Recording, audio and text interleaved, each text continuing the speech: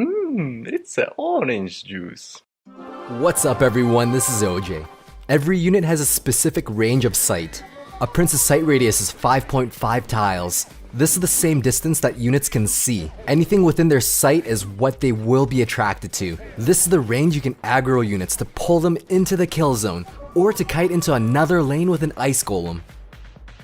The most basic and direct concept of this is with buildings. For example, an Expo has an 11.5 tile attack range. It can also see 11.5 tiles far. It's as simple as that. Whatever radius you see while you're deploying a building is the sight range that it has. Buildings are immobile objects, so it doesn't need additional sight. When activated, a King's Tower has a 7 tile attack range. It can reach all melee units on both of the towers. A miner planted onto the Princess Tower will always get attacked by the King's Tower, except for the corner tile of a Princess Tower right here. Even planting the miner on the second tile will cause him to be within range of the Princess Tower. The reason this happens is because the miner's hitbox just touches the tip. A miner does have a slightly longer reach because of his shovel attack, so you can actually plant the miner 1 tile outwards on these 2 tiles. But the result is that he's standing slightly further and will be safe from the attack. As for the King's Tower, this is the range of the Princess's Tower. These 3 tiles are good to plant a miner. Even if you try to plant him on the edge of the radius of the Princess Tower, his hitbox will just touch the tip of the Princess's range and he'll get shot down much faster. Of course, these 3 outer edge tiles are good because he has that shovel reach advantage where he doesn't need to step forward all of the way. With both Princess's Towers up, this is the area they can both reach. This is incredibly important to know when you're trying to pull units into this kill zone.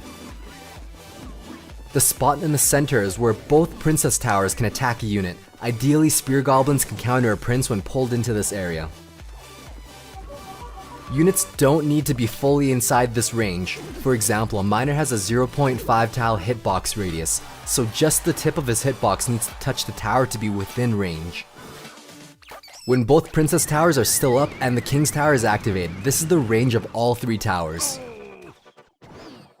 With the King's Tower activated, this is his reach and the area where the King will be able to protect the Princess Tower.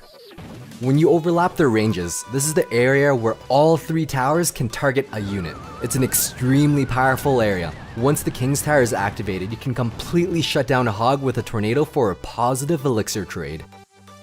Basically, all of the regular units have a standard sight range between a 5 and a 5.5 tile sight radius.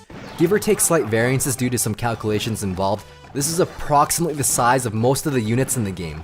Knowing the exact differences is not relevant in a real game since they function relatively the same. A knight or a giant skeleton will always be able to be pulled onto the 4th tile here.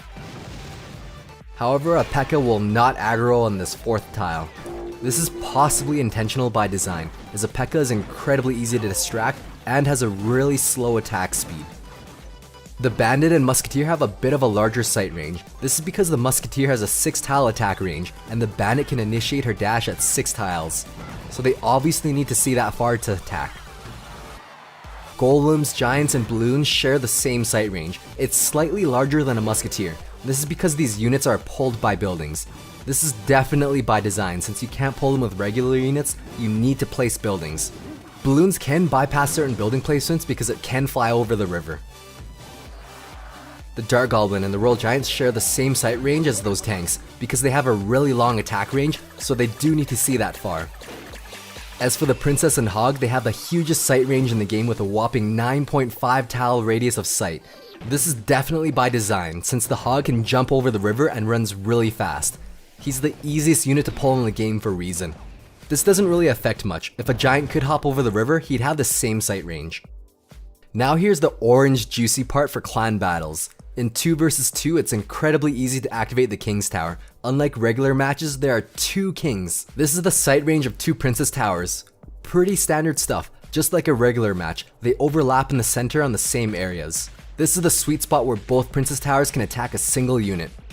The King's Tower is 1 building, so once activated, both of them will bust out their cannons. This is the range of both of the cannons, and this is the area where they overlap and can double up on firepower.